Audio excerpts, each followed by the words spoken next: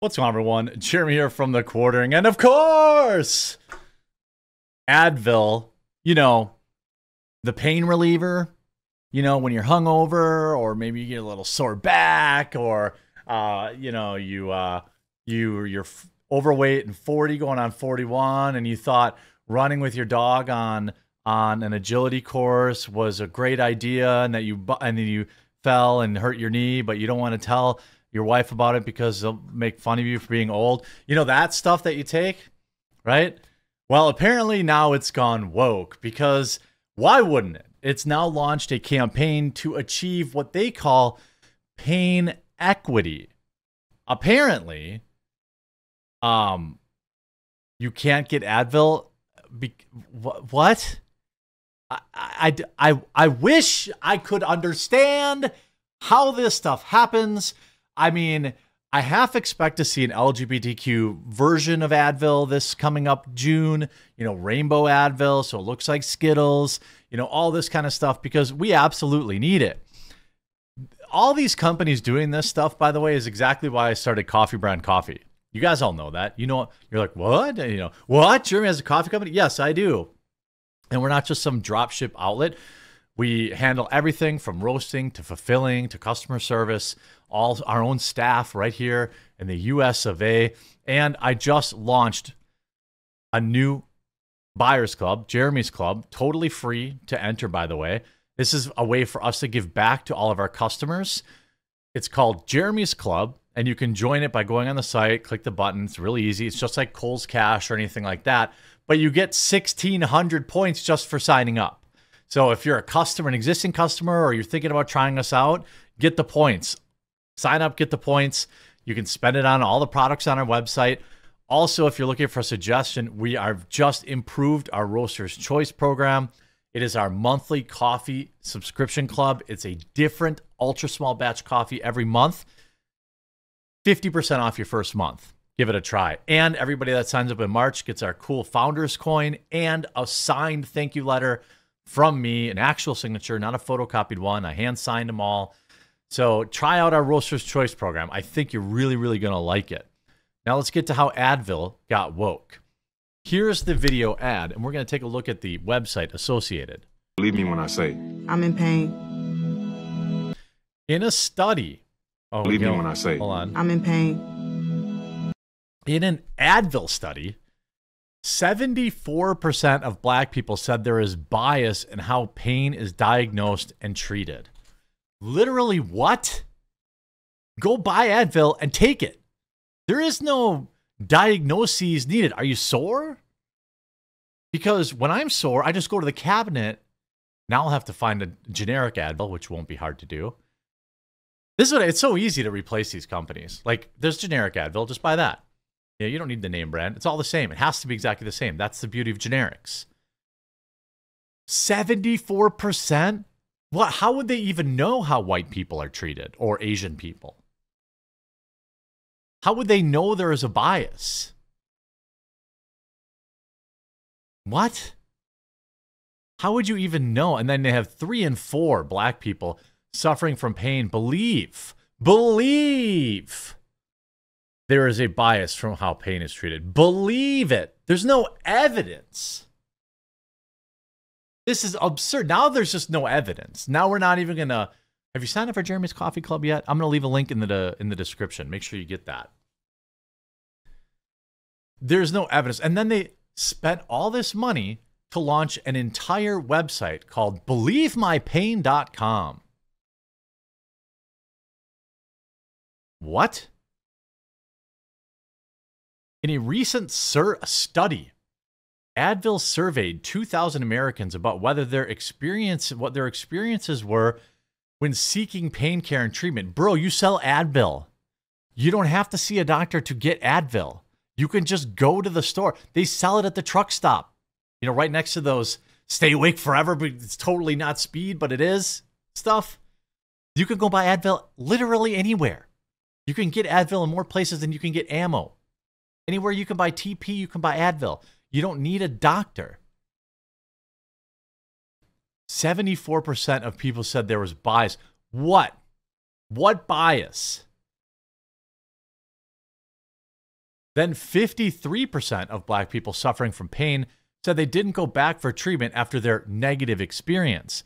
Well, here's what I'll tell you. It's not just black people, okay? Doctors now, because pain is hard to gauge, even when I go, okay, every year or two, I get a gout flare-up. It happens every year or two during the summer when I'm going to too many festivals and I'm drinking too many sugary drinks and too much alcohol and too much red meat. I do it to myself, okay? The offshoot of that, though, is it's extremely painful. I can barely walk, and it is a constant, unrelenting pain in my big toe. It doesn't go away. You can't put ice on it. You can't put heat on it. You can't do anything. The only thing to do is to get a prescription for some pain pills and ride it out.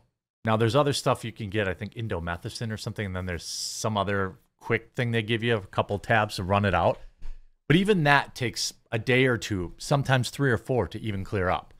And for those 3 or 4 days, it's excruciating, okay? Every time I go to the doctor, and I've had it probably 10 times in my life, they know exactly what the deal is. They know exactly what the symptoms are. They know I have it. It's on my records. They can look at my toe and it's bright red and my foot's swollen, and they still are weird about giving me pain pills. Because that's how doctors are now. Because too many people abuse it, and too many people, every time, I've talked about this, they make me feel like I'm a pillhead when I go to the doctor, because I go to the doctor once in every 2 years, and I'm like, hey, I need pain pills because I can't sleep, I can't work, I can't walk, I can't do anything, but they treat me like I'm an addict. And I'm white. Although, who knows what white even is. To achieve equitable pain care and treatment, we must listen and believe black people when they say they're in pain. I would like to know who these doctors are who see a black person and say, oh, they're lying about their pain. And by the way, none of this, it's not that they did experience, this is not a study that says, oh, they definitely did experience bias. It's that they feel that they were. Based on what? Based on the fact that a large portion of that community has been conditioned to seek racism everywhere in their life. Because I've seen it happen numerous times. Oh, that's right. They go right to it's a race issue. It's a race issue. With no evidence whatsoever, and everyone just shuts up and they get nervous and they get fidgety and they don't want to get called that. So then they get what they want. All right. Not everything's a race issue. They launched a whole damn website for this propaganda. Myth from 1845 to 1849. The myth that black people feel less pain was indoctrinated into health practices. You're talking about 200 years ago? You're worried about 200 years ago. And again, by the way, you don't need to see a doctor to get Advil.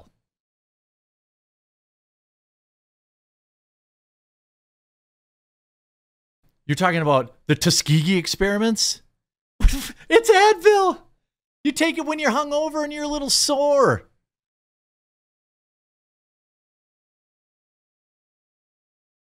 I don't even, none of this is based in fact. None of this is based in, we sent 200 white people in to the clinic and 200 black people into the clinic with the exact same symptoms, right? And 23 black people got prescriptions and 75 white people got them. That's what you would call proof, right? That would be proof of bias, right? We sent the same doctor 10 white patients and 10 black patients over a period of 2 months so he wouldn't notice or she wouldn't notice. And this is the data. That's how you prove it. And then all that would really do is prove that one doctor might have a race issue, right? And that's not okay. But they aren't interested in actually proving it. They'll just put pie charts and graphs. And in a recent study that we did to support our study to sell more Advil to the black community, do you think black people look at this crap and they're like, man, Advil's a real one. They're invited to the cookout. I'm going to buy Advil now instead of whatever other pain reliever. Who is this for? I know I've got black viewers. I know you don't.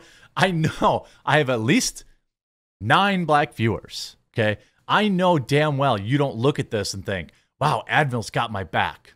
I'm going to buy some pain pills from them. This is for white people. That's who this is for. Black people represent a very small percentage of the customer pie. Okay. This is to market to white people. Advil is using black people to make money against their will. I don't know. Was there a name for that? Now, is it? I mean, I don't know. I'm just asking questions. They're putting all these black people's stories up. I don't know if they paid them. And they did it to sell Advil to white people. Equitable pain relief?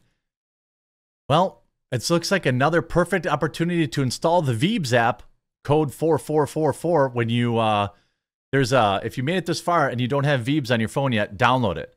You can start scanning your products and you can start weeding out companies like this. There's a million other options for Advil, for pain relief, and I'll just find one tomorrow and that'll be it. And I'll just be gone. So I hope this virtue signaling was worth it. Oh yeah, and don't forget to sign up for Jeremy's Club. All races are welcome at the same price. Well, the club's free. Talk to you soon.